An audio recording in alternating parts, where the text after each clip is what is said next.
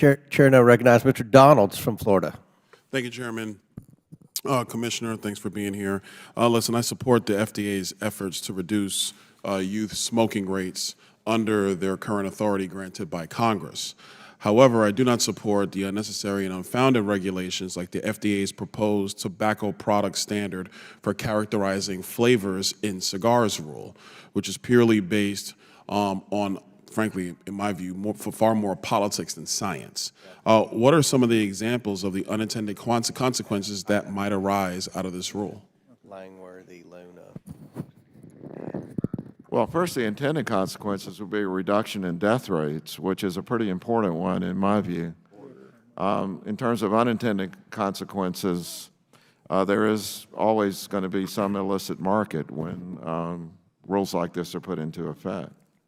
So then do you think it's wise for the FDA to proceed?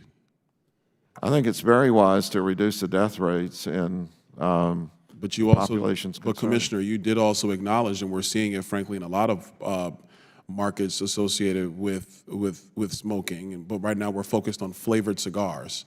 So it is your contention is that it is okay to put in this rule around flavors in premium cigars because you have adults who are choosing to smoke flavored premium cigars. Now, if you want to talk about flavored cigars, I would just say youth right now are smoking cigars more than they're smoking cigarettes. Flavored cigars are highly attractive to youth, and so it's a major concern that we have. Premium cigars is a different issue. That's in the courts right now, so I can't comment on it. All right, so secondarily, California enacted a flavor ban on all tobacco products at the end of 2022. California already suffers from the second highest rate of cigarette smuggling, where nearly 50% of all cigarettes used by consumers are purchased out of state. Further, in 2020, 1 in 6 cigarette packs in California were smuggled into the state from international markets. In which ways does an illicit tobacco market impact the United States of America? You know, I just was out in California about 4 months ago, and I met with the public health department there.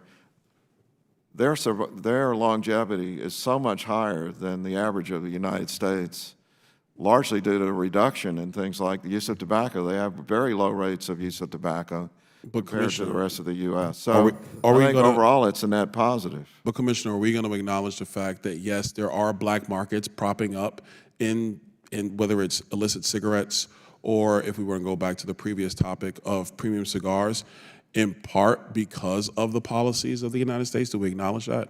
You know, as I've already discussed, I'm a cardiologist. I'm used to life and death. Almost everyone prefers to be alive. I would rather reduce total mortality and deal with the illicit market than to tolerate 460,000 Americans dying of tobacco-related illness per year, But Commissioner, which is what our current rate is, and that's lower from what it used to be. But Commissioner, I'm taking care of these people. When you see people dying, Commissioner, it's not good. We also have to acknowledge the fact that you're not omnipotent. You can't control the actions of people. Do you truly believe that you have the ability to control the actions of Americans if they choose, adults now move away from children for a moment, adults, if they choose to smoke a cigar or if they choose to smoke a cigarette? And by the way, I don't agree with smoking cigarettes. Not a cigarette smoker. But at the same time, do we acknowledge the reality that when you put up these barriers, what you also do is create an illicit market for these products, which could be more harmful to the users that use them? I would never pretend to be able to control the behavior of people, but imagine if we had taken that attitude. When I started out as a cardiologist, the average patient I took care of was 50 years old, typically a man, smoking cigarettes, dying at a rate of 30 out of every 100 people with a heart attack in the first 30 days.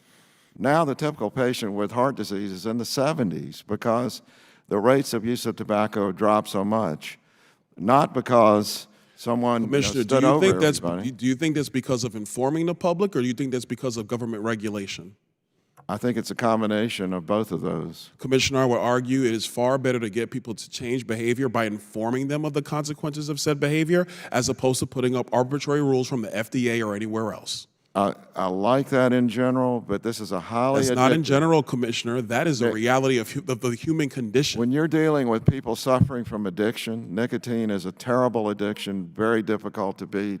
Commissioner, we hadn't got to a conversation about addiction. We're just talking about FDA rules around, frankly, flavored cigars, and then also some of the California rules around cigarette bans. Nicotine is a highly addictive substance, so we are talking. I'm well aware that it is, Commissioner. But again, I would argue that information and education is far better than regulation and elimination. I yield.